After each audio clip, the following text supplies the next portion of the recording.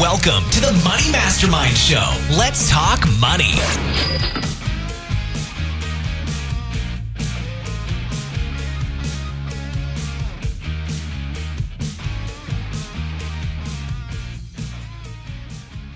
And welcome to the Money Mastermind Show.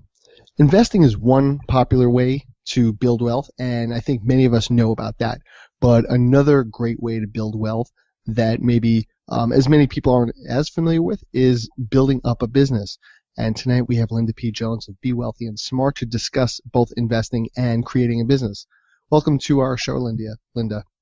Hey, thank you for having me. It's great to be here. Thank you for joining us. And for those out there, the members of the Money Mastermind Show are Kyle Prevost of youngandthrifty.ca, Miranda Marquit of Planting Money Seeds, a little brain skip there. Sorry about that. Peter Anderson of Bible Money Matters, and Tom Drake of the Canadian Finance Blog. I'm Glenn Craig of Free From Broke. So, Linda, what can you tell us about the twin pillars of wealth building? Well, I originally called it the Twin Pillars of Wealth Building. There's two main things that I think everybody should really focus on if they want to have wealth in their life. And the first is investing like billionaires. That's understanding that money moves in bubbles and cycles, and billionaires follow these things, and that's important for us to follow as well, and to get good at investing. And the second thing is to create a luxury brand business. So nowadays, 70% of millionaires have built their wealth by owning a business. And because of the internet and everything online has just allowed us to market globally at a very low cost, I think this is an amazing time to build wealth online as well. So both investing and owning a business are the ways to wealth. Now, you said investing like a billionaire. I mean, what does that really mean? I think, at least for me, billionaire means Warren Buffett. And he certainly has access and resources to invest in ways that most of us probably don't. I know, like a lot of things that he does, probably we can listen to and maybe benefit from. But I think in a lot of cases he's pretty much a special case. So how can we do something like that for billionaires like himself?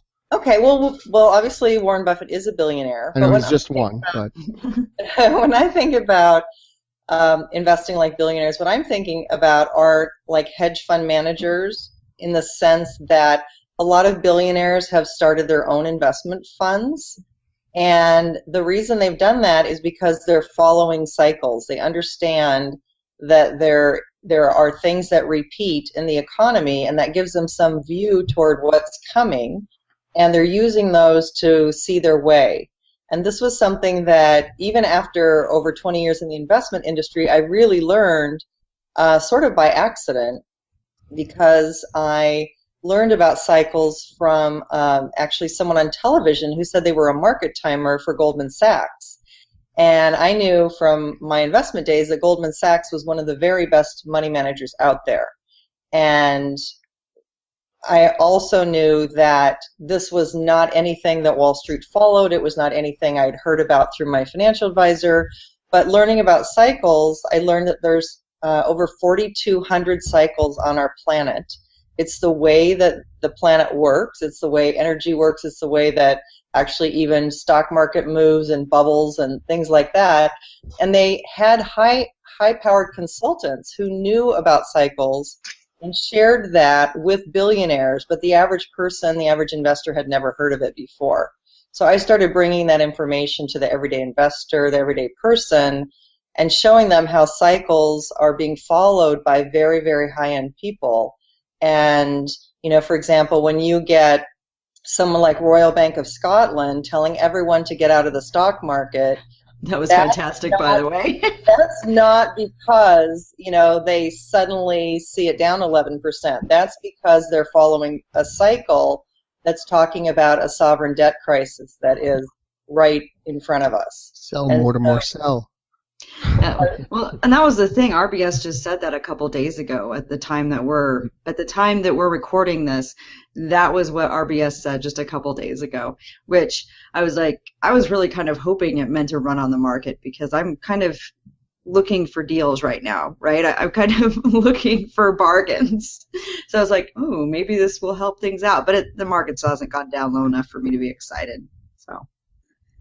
So, I mean, you say cycles, and I think like economic cycles, recessions, growth, but you make it seem like there's a lot more to it than that. There's a lot of maybe more micro types of cycles out there. I mean, what exactly do you mean by that?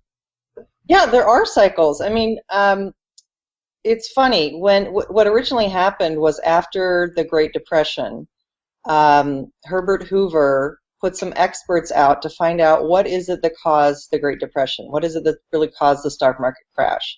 And what they found was that a lot of things were converging at the same time. It wasn't just that the economy plummeted or that the stock market suddenly was in a bubble and everybody sold at the same time. It was that there was a peak of sorts in many different businesses, in many different financial situations, in commodities. They were all happening sort of at the same time.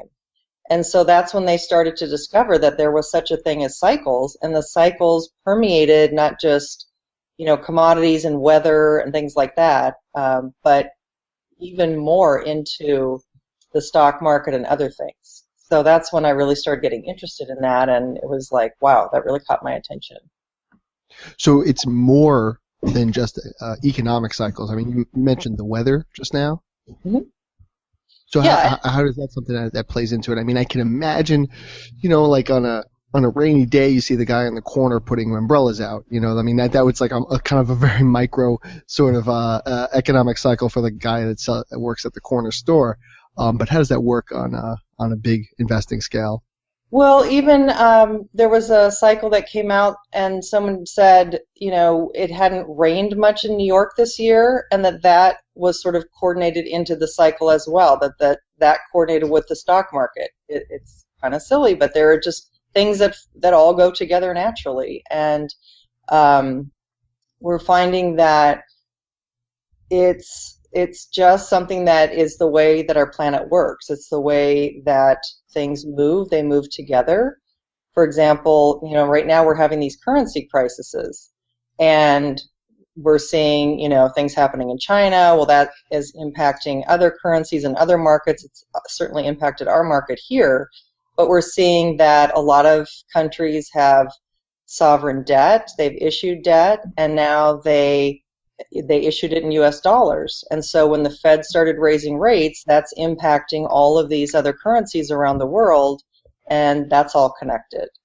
So it's just something that, I started kind of paying attention to. How are billionaires investing, and what are they saying, and how can they say, like, certain investments will perform the best this decade? Like, how can they say that with certainty? How can a billionaire like Jim Rogers say, what he thinks, how can he write a book about investing in China a decade ago and know that was the best place to invest? It's because he follows cycles, and he's one of the best investors in the world as well.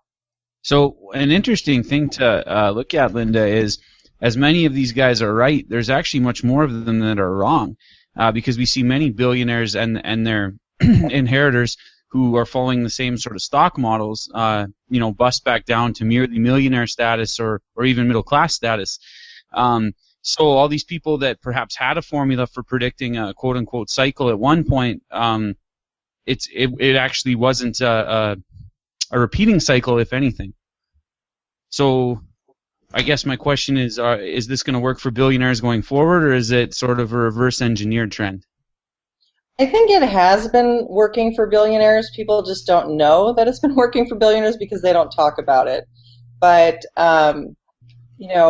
not every cycle is precise. Some of them are precise, and some of them aren't. And it depends how people choose to invest, as well. So you have one hedge fund manager who's buying, one thing, and someone who's buying something else.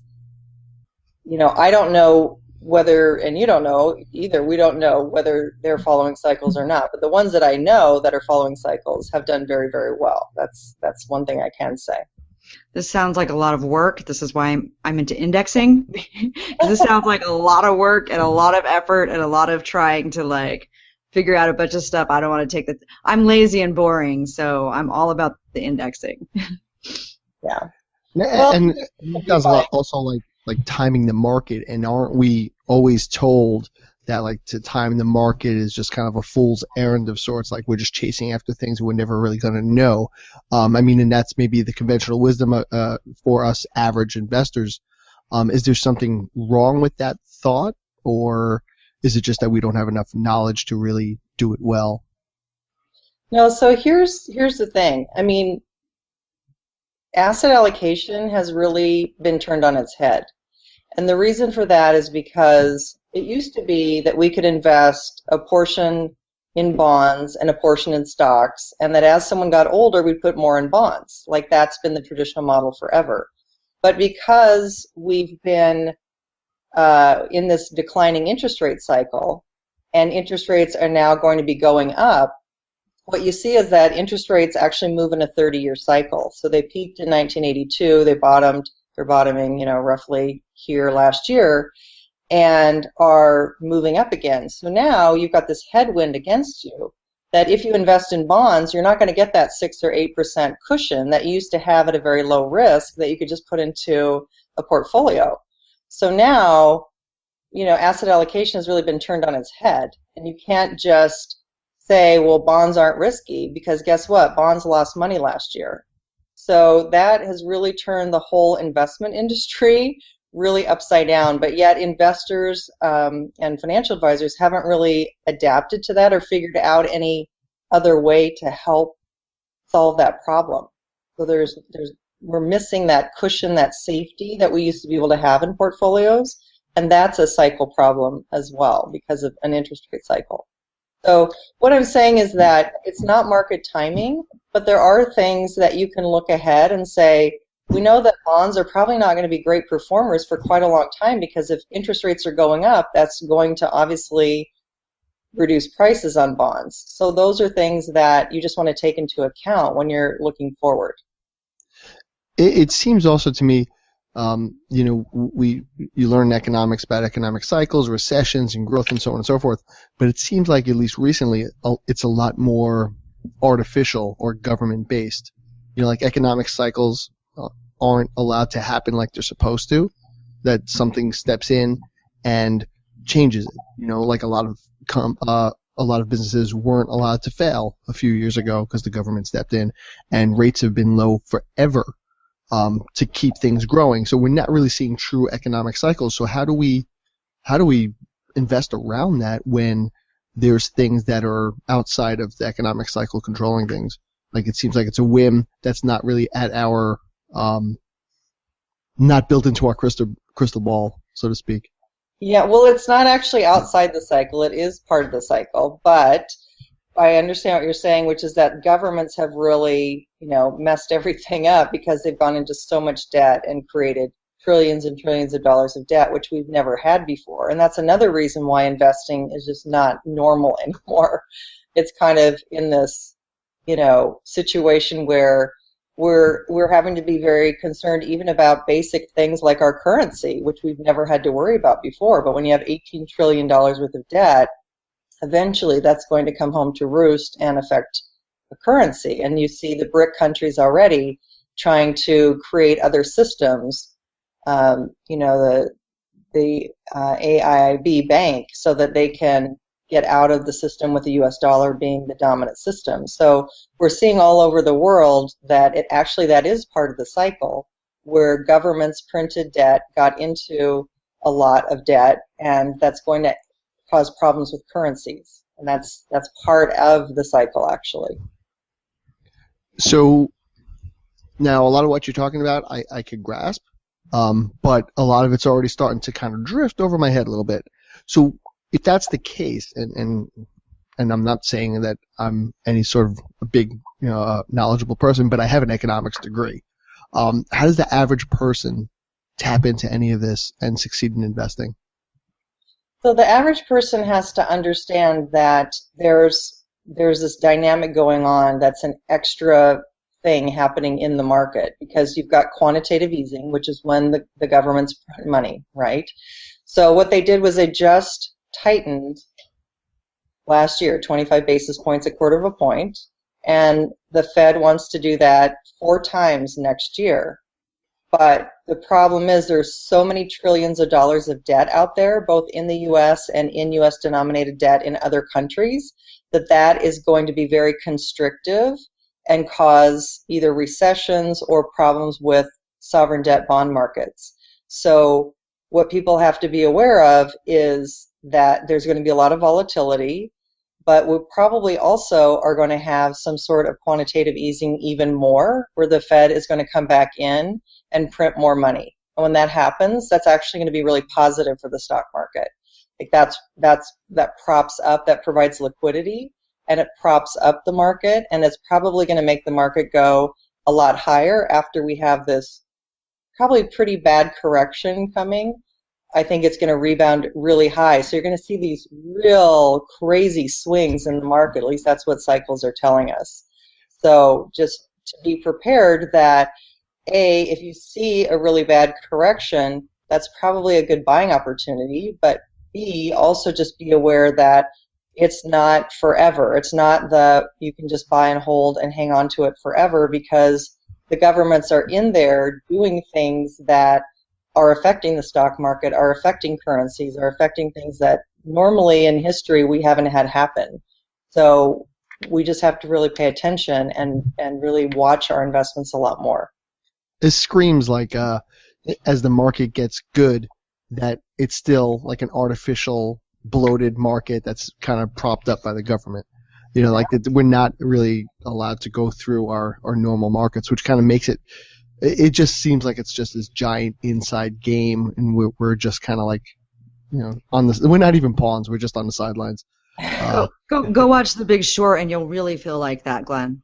Well, yeah, I've already read some of Michael Lewis's book. Yeah, you read the book and then go watch the movie, and then you'll be like, oh my gosh, yeah. the system's rigged, and I'm just gonna keep indexing, because that's what I do. Just keep indexing. That's the crazy thing, is that nothing's been solved, right? So, they didn't change anything. They didn't solve anything.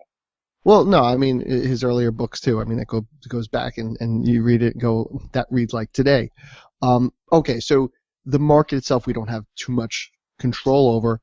Let's jump maybe to something where maybe we do have a little more take on it, and that would be creating your own business and building your own business. How do we build wealth there? Is that available for everybody?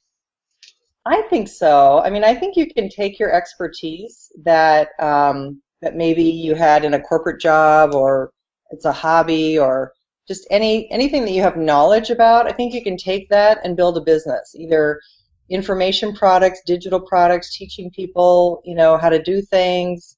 There's just it's really, I think, changing how business has been done and will be done in the future, the profitability of business, because, you know, you used to have to pay for postage. That's just, you know, one expense that was a huge expense. Can you imagine trying to contact people by paying for postage? And now with email and social media, you don't have to do that anymore. And with digital products, you don't even have to mail anything anymore. You don't have to have a physical product. So I just think the dynamics of business have really changed. And today you can bootstrap and start a business without a lot of money. And people have been doing this very successfully. And we're seeing a lot of internet entrepreneurs start, you know, home-based businesses part-time and make 6 and 7 figures. And I think that's just the beginning of a very huge trend for people. And I mean, do you think, in some ways, I think if you got into something like this, let's say 5-6 years ago, you're in more of the golden age than you are now, because really it is starting to come to a head and a lot more people are doing things. So how does somebody get into doing that now and building a business where they still have something unique to offer? How do you know what you're doing is going to be good enough to make something off of? I think the main thing is you have to think about what problem you're solving. You know, a lot of people try and create businesses, but they're not really solving a problem. So people have to really be thinking about, how are you solving a problem? What is it that you're really doing for people? And why do they need the information that you're going to share with them? So I think that's really crucial. and not just, the big mistake that people make is they try to sell what they think people should have instead of selling what people want or what people need as a way to solve a problem. So you don't want to just try and sell something, for example, there's someone who works in healthcare and they're, offering something about, hey, how to get toxins out or how to, change your health. And what people really want is weight loss and how to have more energy. So if you're not marketing the right things, then that's, going to be an issue. So it's important to get your messaging right. It's important to make sure you're solving a problem, to make sure that you're selling something people really want to buy. But how do we do that in a market that's becoming more and more saturated? Because now more and more people are realizing this. Amazon is becoming this great thing. They're even competing with Etsy now and all these other places. People know about these things, and you talk about weight loss. Now you're talking about something that is already its own billion-dollar industry. How do you know what you're offering? Maybe I'm answering a question and I'm solving a problem, but how do I know I'm solving a problem that a billion other people aren't also trying to solve? Well, I don't think we're anywhere near saturation online. I think this is still very early in the game. I mean, it's only been a little while that the people of my mom's generation are using Amazon now. I mean, they used to be afraid to buy things online. Now they're joining Amazon Prime and ordering paper towels online, right? But that is only recent. That's still recent for them to be doing that. And I just think that we're still really in the early innings of this whole thing. We're really early adopters. People who are online with business right now are way ahead of the game. So I think there's tons of opportunity for people still. I don't think it's saturated, even though we have all these podcasts. Look at how many thousands of podcasts there are, and there's still tons of topics and things for people to talk about. Shows like this, I mean, it's cutting edge. It is. Yeah, I mean, I guess like a lot of other industries, you keep thinking that it's going to hit ahead, and then it just keeps popping out even more. I mean, like, podcasting has been around for a while, and then it just seems like all of a sudden, in the last year or so, it's just grown exponentially even more. So you really never know when the next surge is going to hit, do you? For people who are out there, we're kind of coming up on our time here, but where should a person start to think of? I mean, I know that we all have maybe a little something, but how do you know, like, whether your something is really marketable? I mean, are there ways to test it? Are there ways to jump in with it? Where does a person get started? I think it's great to get started either in some form of a group. So either a mastermind group that you can join, which are a group of entrepreneurs that are all sharing ideas and giving feedback. You can ask for feedback on social media. You can test things on social media. You can test on Instagram or Facebook. You can ask for feedback from them. I think it's important to get feedback. I think it's important to just test and see what happens when you try and offer something. If you are a service-based business, you can offer services for free coaching, for example, that relates to your industry or your experience, and then get testimonials for, just doing that on a volunteer basis, and then getting feedback from people and hearing what they thought about your service and whether they think you have a marketable product or not. So it's important just to get feedback. That's the main thing. A lot of people try and develop a product without any feedback, and they go out there and they try and market it, and they try and sell it, and they haven't even talked to anybody about it. So if you ever watch the TV show Shark Tank, you know that the sharks are always talking about market research. They're always talking about, what problem are you solving? They're direct entrepreneurs who are asking all the right questions. So you can watch that show too, because they'll tell you all the right questions that you need to know. And just like you said, jumping in the market, we're certainly in an area where a lot of people can do a lot more than they used to. But just like you're saying, we can get a lot more feedback than ever before, right? You can release something, you can release a book, and then have hundreds of people tell you whether it's any good without actually having to put it into a Barnes & Noble or anywhere else. So that's certainly an interesting facet of where our economy is right now. So we are bumping up on our half hour. We like to finish up with a final word, so we'll go around. And Tom, if you could tell us a little bit about your final word on building wealth and investing and building your own business. Of the two ideas of investing and building your own business, I prefer the building your own business side. It feels like something I have more direct control of. I don't know if I can sort of time the markets with the cycles. I'm more like Miranda. I just do the pretty simple index investing. But when it comes to my business, it feels like something I can actually pour time and energy into and actually definitely create something without worrying about the timing of it. Right. And Peter, what are your thoughts on these twin pillars of wealth building? Well, on Linda's site, she talks about how it isn't enough just to make an income. It's important also to be investing and compounding your earnings and creating that wealth over time, and also by creating a side business, which is something that all of us have done in our spare time as well. And it's so easy to do these days to start a business, buy a domain name, find a product or a service or something that you can do online that can make you money over the long term and go from there. Miranda, what are your final words? Yeah, I kind of agree with Tom a lot in terms of the nice thing about the business is that you can control it more. I would like to do a shout out to Steve Chu. He's been on our show before, and he has a great course if you want to look for something to sell and you're opening an e-commerce store. And then, man, like I said before, I love if you can do the cycling and everything. I think that's great, but it seems like just so much work to me. And like I said, I'm boring and I'm lazy. And I like the idea of just moving slow, doing the index fund. When the market drops, like I said, I'll buy in some more and then take advantage of the gains down the road. But if you're just getting started and before you start getting into any of this, start with something simple like indexing and then do your research and then you can get into some of these other things. Awesome. And Kyle, what are your final words? Just if you're looking to predict the market in any way, shape, or form, be very, very careful. The stock market past history is littered with people that thought they had the next big prediction and failed. Just Google the name Bill Miller, who thought he had value investing cycles down and got beat up very badly.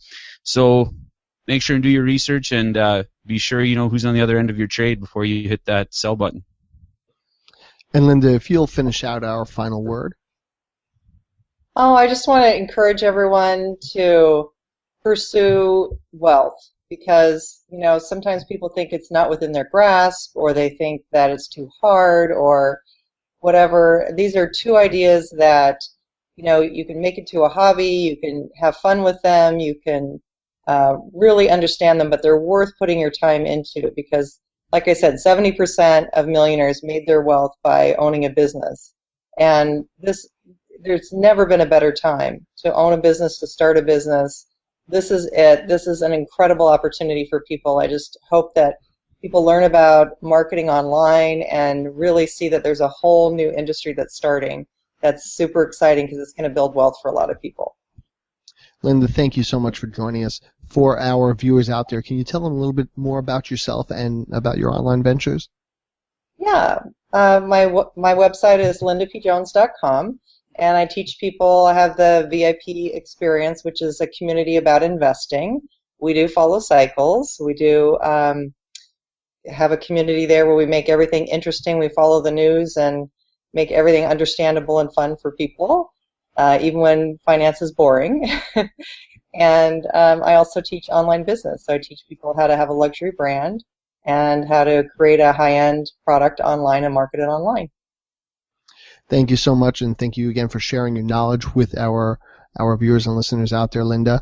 And for everybody out there, thank you for watching, and until next week, be good with your money. Thanks for joining us on the Money Mastermind Show. Get more information at moneymastermindshow.com. Don't forget to subscribe to the show on iTunes and YouTube, and follow us on Google+.